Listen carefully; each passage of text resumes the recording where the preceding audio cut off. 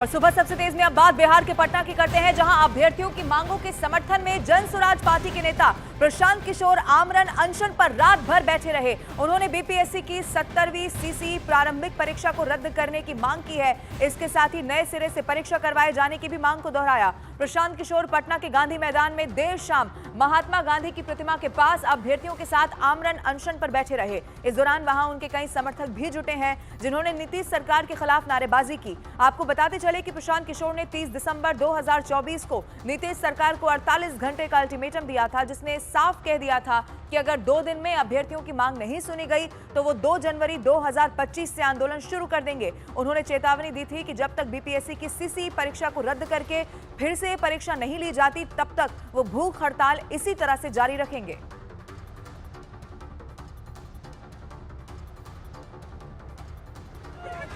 जिंदाबाद जिंदाबाद जिंदाबाद जिंदाबाद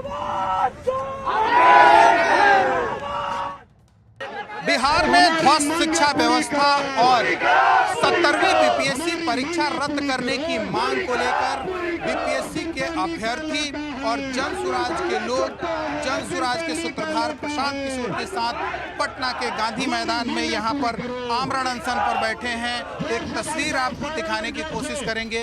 ये पटना का गांधी मूर्ति है, जहां पर भारी संख्या में बीपीएससी के अभ्यर्थी पहुंचे हैं। साथ ही जन स्वराज के लोग और प्रशांत किशोर अभी यहाँ आमरण अनशन पर बैठे हैं। तस्वीरों में भी आप साफ तौर पर देख सकते हैं किस तरह से यहाँ पर जो तमाम छात्र हैं वो अपने आवाज़ों को बुलंद करने की कोशिश कर रहे हैं और उनके साथ भारी संख्या में यहाँ पर जो बीपीएससी के अभ्यर्थी हैं वो पहुँचे हैं। साथ ही जन स्वराज के जो लोग हैं वो पहुँचे हैं। सामने प्रशांत किशोर मौजूद हैं और प्रशांत किशोर के खिलाफ प्रशासन ने बकायदा नोटिस जारी कर दिया। डीएम चंद्रशेखर सिंह के मुताबिक प्रशांत किशोर को गांधी मैदान में अनशन की अनुमति नहीं दी गई है, लेकिन इसके बावजूद भी वो अपने समर्थकों के साथ यहां अनशन पर बैठे हैं। प्रशासन प्रशांत किशोर के खिलाफ एक्शन की भी तैयारी में दिखाई दे रहा है।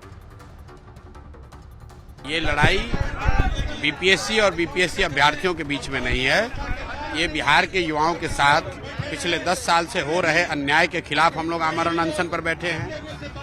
उस अन्याय के खिलाफ बैठे हैं जिसमें नीतीश कुमार ने 2015 में पूरे बिहार में घूम घूम कर कहा कि बिहार के बेरोजगार युवाओं को बेरोजगारी भत्ता मिलेगा, लेकिन आज तक किसी बच्चे को 1 रुपया भी नहीं मिला। उस अन्याय के खिलाफ बैठे हैं जहां पिछले 10 साल में सैकड़ों परीक्षाओं के पेपर लीक हुए। बच्चों ने जब आवाज उठाई उनको लाठी से दौड़ाकर मारा गया, लेकिन आज तक शिक्षा माफिया पर, किसी अफसर पर, किसी अधिकारी पर कोई कार्रवाई नहीं हुई। उस अन्याय के खिलाफ हम लोग बैठे हुए हैं जहां पर डोमिसाइल नीति न होने की वजह से बिहार में जो भी रिक्तियां आ रही हैं, सही या गलत, वो सब ज्यादातर रिक्तियों पर बिहार के बाहर के लड़कों को नौकरी मिल रही है। और गांधी मैदान से प्रशांत किशोर को हटाने के लिए पुलिस फोर्स के साथ कई अधिकारी भी वहां पर पहुंच गए और जिन्होंने लगातार प्रशांत किशोर से गांधी मैदान खाली कर गर्दनी बाग में शिफ्ट हो जाने की अपील की है, क्योंकि प्रशांत किशोर को गांधी मैदान में अनशन की अनुमति नहीं दी गई है। उन्हें वहां से हटाने के लिए पुलिस ने कई बार अनाउंसमेंट भी की है। धरना प्रदर्शन के लिए गर्दनी बाग में जगह चिन्हित है, जहाँ पूर्व से भी धरना प्रदर्शन आयोजित किया जा रहा है। आप लोगों से अनुरोध है कि आप लोग इस जगह को तुरंत खाली कर दें। ये पूरी तरह से ही गैर कानूनी है और अपना धरना स्थल जो भी चिन्हित है गर्दनी बाग में, वहां अनुमति लेकर ही आप वहां पे धरना प्रदर्शन करें।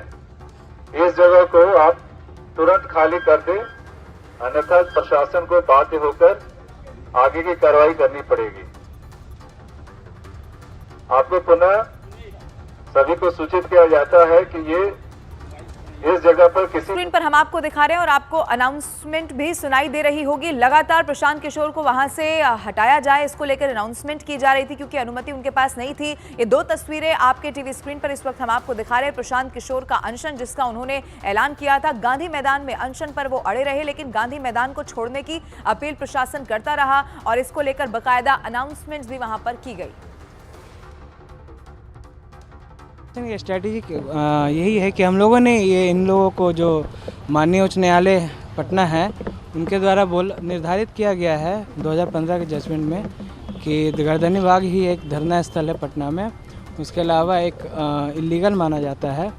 तो इनके द्वारा जो भी किया जा रहा है यहाँ पर गांधी प्रतिमा के आसपास, वो एक अवैध असेंबली है। कब कैसे डिस्पर्स करेंगे, अभी ने आगे क्या किया जाएगा? इनको अभी नोटिस सर्व करवाया गया है प्रशासन के द्वारा, जिसमें जो भी पटना हाई कोर्ट का जजमेंट है और जो जिला अधिकारी का एक आदेश आया हुआ है उसमें रहता है।